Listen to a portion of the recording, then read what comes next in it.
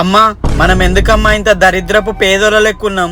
మీ నాన్న ఎలాగూ తాగుడు పంతులో పడి ఏం సంపాదించలేదు. మా నాన్న ఉన్న ఆస్తులు ఉంచుకోక అత్యాశకు పోయి బంగారు బిందె ఆశపడి ఉన్న ఆస్తులు కూడా కొట్టుకుంది. ఏంది బంగారపు బిందెనా? జరిగింది చెప్తాను, జరగబోయేది చెప్తాను, సోది చెప్తానమ్మా సోది.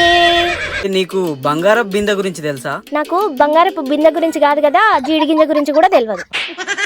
అన్న ఆ బంగారు పిందేమో గానీ తను కాపలా ఉన్న యక్షిని గురించి నీకు తెలియదా అన్న? భయం అయితే లేదా అన్న?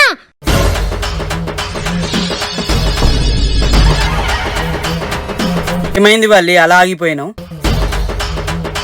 ఆ యక్షిని కాపలాగా ఉండే ఆ బంగారపు బిందె గురించి అడుగుతున్నారా మీరు?